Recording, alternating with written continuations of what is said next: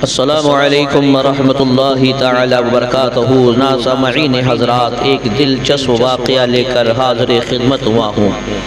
اگلے زمانہ میں ایک شخص کہیں جا رہا تھا اور سر راہ اسے ایک درخت دکھا جسے لوگ بجائے اللہ کی عبادت کے پوج رہے تھے۔ اسے بہت غصہ آیا اور بولا کہ اللہ کو چھوڑ کر اس پیڑ کی پوجا ہو رہی ہے۔ پھر وہ واپس اپنے گھر آیا اور کلہاڑی لی اور سوار ہو کر درخت کی طرف چلا تاکہ اسے کاٹ ڈالے۔ راستے میں ابلیس لعنت اللہ علیہ بشکل انسان ملا۔ بولا کہ اے شخص، کہاں کا ارادہ ہے؟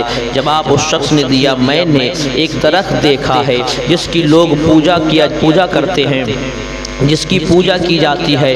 میں نے اس کو شرک دیکھ کر اللہ کو عہد دیا ہے کہ کلہاڑی لے کر جاؤں گا اور اسے کاٹ پھینکوں گا۔ تو اس عزم کا بالجزم دیکھ کر ابلیس نے کہا کہ اس درخت کے کاٹنے سے تجھے کیا فائدہ ہے؟ اسے کھڑا رہنے دے۔ اور جو لوگ اسے پوجتے ہیں اللہ نے انہیں راہ راست سے دور کر دیا ہے، راہ راست سے دور کر دیا ہے۔ تو دونوں میں خوب کہا سنی ہوتی ہے، حتیٰ کہ 3 بار مار پیٹ بھی ہوئی اور وہ شخص ابلیس پر غالب رہا۔ یعنی 3 بار جو لڑائی ہوئی ابلیس سے ہوتی ہے اس شخص کی، وہ تینوں بار ابلیس سے جیت جاتا ہے۔ جب ابلیس لعین نے اس شخص کو اس کے ارادے سے باز نہ رکھ سکا، یعنی جب ہار گیا، کوئی اس پر اس کا ہتھیار نہ چل سکا، تو اب اس نے دوسرا داؤ چلنا شروع کیا۔ ابلیس بولا کہ تو واپس چلا جا، درخت مت کاٹ، اس کے عوض میں یعنی اس کے بدلے میں تجھے روزانہ 4 درہم دیا کروں گا۔ اس نے اب دولت کا لالچ دیا کہ تو اس درخت کو نہ کاٹ بلکہ اپنے گھر چلا جا، روزانہ میں تجھے 4 درہم دیا کروں گا۔ تو اپنے بستر کا کونا اٹھائے گا، تجھے اس کے نیچے سے 4 درہم مل جائیں گے۔ تو وہ لالچ میں آ کر شخص بولا، کیا سچ مچ تو ایسا کرے گا، اپنا وعدہ نبھائے گا؟ ابلیس نے کہا، میں وعدہ پورا کروں گا، میں نے تیرے لیے ہر روز کی یہ ذمہ داری قبول کی ہے۔ تو وہ شخص یہ سن کر اپنے گھر لوٹ گیا۔ اسے وہ درہم 2 یا 3 یا کچھ اور زائد دنوں تک ملتے رہے، اس کے بعد اس نہیں ملے۔ جب ایک دن بستر کا کونا اٹھایا اور وہ درخت درہم نہیں دیکھ سکا، یعنی اس نے پیسہ نہیں دیکھا کہ اب ہمارے کونا ہٹانے سے ہمارے بستر کے کونے میں اب پیسے نہیں مل رہے ہیں، تو 1 دن 2 دن انتظار میں یوں ہی رکا رہا کہ ہو سکتا ہے آج نہیں تو کل پھر مل جائیں گے۔ مگر جب 2-3 دن ہو گئے، 1 درہم 1 روپیہ اس کے ہاتھ نہ لگا، پھر اسے غصہ آیا تو کلہاڑی اٹھائی اور سوار ہو کے چلا، اور راہ میں پھر انسانی شکل میں اسے ابلیس ملا۔ کہا کہ کہاں کا ارادہ ہے؟ اس نے کہا کہ ایک پیڑ کو لوگ پوجتے ہیں، لہٰذا میں اسے کاٹنے کے لیے جا رہا ہوں۔ ابلیس نے کہا کہ اب یہ کام تیرے بس کا نہیں رہا، تو پہلی مرتبہ غصہ کر کے جو نکلا تھا وہ اللہ تبارک و تعالیٰ کے لیے تھا، لیکن آج جو تیرا نکلا، آج تو جو نکلا ہے نا، اپنے نفس کے لیے نکلا ہے، کیونکہ تو پہلے نکلا تھا اللہ کی رضا کی خاطر، صرف اور صرف فی سبیل اللہ نکلا تھا کہ اللہ کے سوا کسی کی پوجا نہ کی جائے گی، اللہ کے سوا کسی کی عبادت نہ کی جائے گی، اسی لیے تو نے مجھے 3 مرتبہ ہرا دیا، تو مجھ پر غالب رہا۔ چونکہ میں نے تجھے لالچ دیا اور تو لالچ میں آ گیا، اب پیسہ ملتا رہا تو اس نیک کام سے باز رہا، دور رہا، مگر جب پیسہ ملنا تجھے بند ہو گیا تو پیسے کی لالچ میں دوبارہ غصے میں آ کر پھر نکلا ہے۔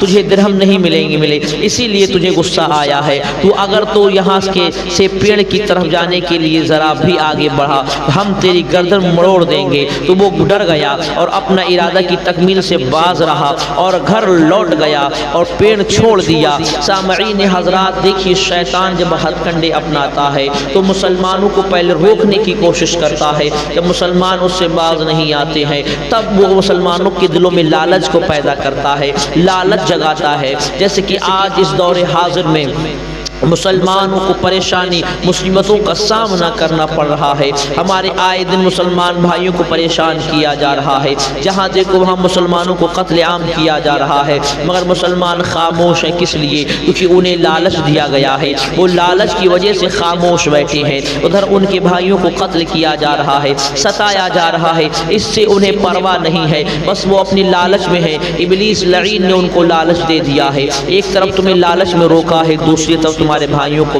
قتل کر کیا جا رہا ہے۔ یہ لالچ ہی نے تو انسان کے اعمال کو ختم کر دیا ہے، اس لالچ ہی نے انسان کو تباہ و برباد کر دیا ہے۔ شیطان راہ واری لالچ میں آ گیا اور کام بگڑ گیا۔ لالچ بری بلا ہے، یہ دنیا کا مال ایسی چیز ہے جس نے بے شمار لوگوں کو برباد کر دیا اور دنیا کی لذتوں میں پھنسا کر ہلاک و تباہ و برباد کر دیا ہے۔ پہلی بار جب وہ شخص کلہاڑی لے کر پیڑ کاٹنے چلا تو وہ خوف خدا اور اخلاص کار فرما تھا، اور دوسری بار جب وہ کلہاڑی لے کر چلا تو اخلاص ختم ہو چکا تھا، للہیت ختم ہو چکی تھی۔ اب اس کے دل میں صرف اور صرف لالچ جاگا تھا کہ مجھے پیسہ کیوں نہیں ملا۔ اسی پیسہ نہ ملنے کی بنا پر اس شخص نے حملہ کرنا چاہا، اس پیڑ کو کاٹنا چاہا۔ یعنی جس طریقے سے جب ایک کافر حضرت علی شیر خدا کے مد مقابلے میں آیا، وہ نبی کی شان میں گستاخیاں کیا کرتا تھا، حضرت علی شیر خدا نے اس کو پٹکا، اس کے سینے پر بیٹھ گئے،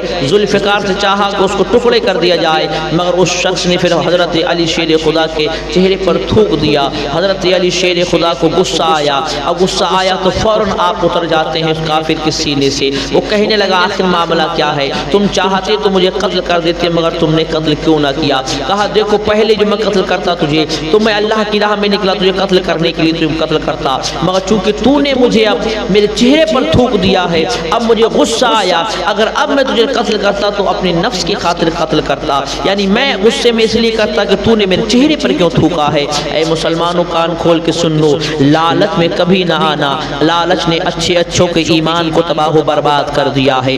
آج لالچ ہی تو ہے کہ ہم نمازوں کو چھوڑ بیٹھے ہیں، صبح نکلتے ہیں پورا دن کام کرتے ہیں، ہر جگہ کھانا کھانے چلے جاتے ہیں، برتھ ڈے میں جاتے ہیں، سالگرہ میں جاتے ہیں، لوگوں کے یہاں ہر پروگرام کرنے کے لیے جاتے ہیں، سوائے مسجد میں آج ہماری مسجدیں ویران ہیں، ہمیں اس سے کوئی فرق نہیں پڑتا ہے۔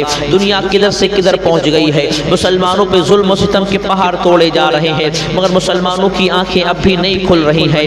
آج ہم دیکھتے ہیں کہ انسٹاگرام واٹس ایپ پہ لوگ نمازیں پڑھ رہے ہیں، کوئی موٹر سائیکل کی سیٹ پہ نماز پڑھ رہا ہے، کوئی مال میں نماز پڑھ رہا ہے، کوئی روڈ پر نماز پڑھ رہا ہے۔ اے لوگو، اے کم بختو، کیا مسجد میں جگہ کم پڑ گئی ہے کہ تم ادھر ادھر نماز پڑھ کر ریل بنا کر وائرل کرتے ہو؟ کیا تمہیں شرم نہیں آتی؟ تم نے نماز کو مذاق بنا رکھا ہے۔ کیا کرونا کے دنوں میں لوگ نماز پڑھنے پر پریشان تھے کہ ہمیں نماز پڑھنے کو مل جائے؟ آج مسجدیں ویران ہیں، مؤذن پکارتا ہے حی علی الصلاح حی علی الفلاح، اے لوگوں کامیابی کی طرف آؤ، مگر لوگ انسٹاگرام واٹس ایپ پہ ویڈیو بنا کر کوئی موٹر سائیکل پہ نماز پڑھ رہا ہے، کوئی وہ کہیں نماز پڑھ رہا ہے، مسجدیں خالی ہیں، انہیں جگہ نہیں مل رہی ہے ادھر سے ادھر نماز ادا کرنے کی۔ ارے لوگوں، رب کو کیا منہ دکھاؤ گے؟ کیا رب نے تمہیں اس لیے پیدا کیا ہے کہ صبح سے شام تک تم کام کرو، شام کو کھانا کھاؤ، آرام سے سو جاؤ؟ مسجد ویران ہے، یاد رکھنا جب مسجد ویران ہوتی ہے تو رب کی بارگاہ میں دعا کرتی ہے، کل میدان محشر میں یہی مسجدیں اٹھیں گی، رب کی بارگاہ میں دعا کریں گی،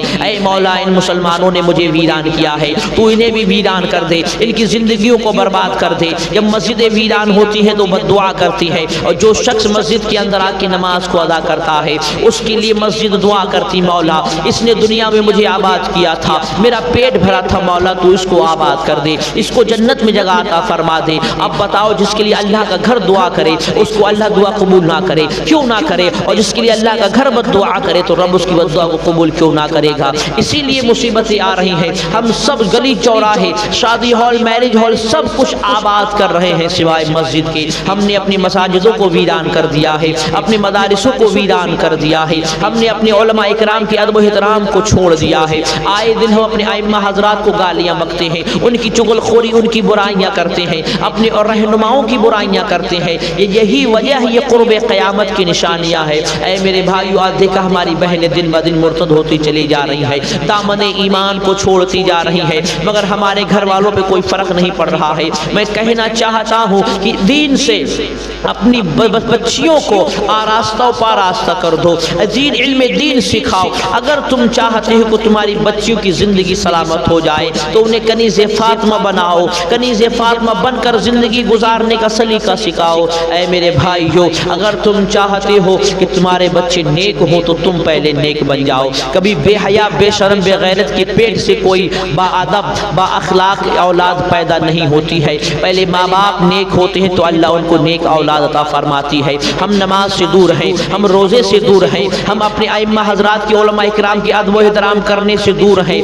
اب تو میلادیں لوگ کرتے ہیں برائے نام، برسیاں مناتے ہیں برائے نام، چہلم کرتے ہیں، چہلم میں فاتحہ کرتے ہیں برائے نام، صرف نام کی خاطر سب یہ رہ گیا ہے۔ میلاد شریف منائی جاتی ہے تو کہا جاتا ہے تھوڑی دیر پڑھ لیجئے گا حضرت، بس جلد سے پڑھنے ختم کر دیجئے گا، کوئی آنے والا نہیں ہے۔ اور یہی جب دوسرا پروگرام ہوتا ہے تو پبلک کا شمار نہیں ہوتا۔ یہ بدبختی کہاں سے آئی ہے؟ ہر اچھے کام میں، خوشی کے کام میں ہم رب کو فراموش کر دیتے ہیں، رب کو بھلا دیتے ہیں، ائمہ حضرات علماء اکرام کو بھلا دیتے ہیں۔ اور جب بات غمی کی آتی ہے، کوئی انتقال ہو جاتا ہے، ایکسیڈنٹ ہو جاتا ہے، کوئی بیمار پڑ جاتا ہے، تب ہمیں رب یاد آتا ہے، تب ہمیں مولوی حضرات یاد آتے ہیں، اپنے رہنما یاد آتے ہیں۔ یعنی غم ہو، مصیبت ہو، تب تو رب یاد آتا ہے اور رب کے یہ بندے ائمہ حضرات علماء اکرام یاد آتے ہیں۔ مگر جب خوشی کا وقت ہوتا ہے، شادی کا وقت ہوتا ہے تو ناچ کودنے سے تمہیں فرصت نہیں ہوتی، ڈھول تماشے بجانے سے فرصت نہیں ہوتی، شادی ہولوں میں ناچ گانے سے بجانے سے فرصت نہیں ہوتی، برتھ ڈے ہوتا ہے اس میں بھی تمہیں دوسری قوموں کی مشابہت کرنے سے ٹائم نہیں ملتا، اسی لیے تم علماء اکرام کو فراموش کر دیتے ہو۔ میرے بھائی ہو، کیا صرف اب غم میں تم رب کو یاد کرو گے؟ جب تمہیں مصیبت پڑے گی تبھی رب کو یاد کرو گے، خوشی میں رب کو یاد نہ کرو گے؟ کیوں اپنے لیے جہنم کا ٹکٹ خرید رہے ہو؟ کیوں اپنے آپ کو جہنم اپنے اوپر واجب کر رہے ہو؟ یاد رکھنا، جب اللہ اس کے رسول کے فرمان کو بھول جاؤ گے، اپنے قوم کے رہنماؤں اور بزرگان دین کے اپنے اسلاف کی تاریخ کو بھول جاؤ گے، زمانہ تمہیں بھلا دے گا۔ اور یہی ہو رہا ہے آج۔ ہم تعداد میں زیادہ، ہماری عزت نہیں ہے، ہمارا وقار نہیں ہے۔ کیوں؟ کیونکہ ہم نے اپنے رب اللہ اس کے رسول کے فرمان کو بھول چکے ہیں، ہم اپنے ائمہ حضرات کی ادب و احترام کو بھول چکے ہیں۔ اب بھی وقت ہے مسلمانوں، اپنے گناہوں سے توبہ کرو، رب کی بارگاہ میں آ جاؤ، سجدے کرو، نمازوں کی پابندی کرو۔ اللہ تبارک و تعالیٰ ان مصیبتوں سے، ان پریشانیوں سے ہم تمام حضرات کو محفوظ فرمائے۔ امت محمد صلی اللہ تعالی وسلم کی مولا ایمان کی حفاظت فرمائے۔ استغفر اللہ ربی من کل ذنب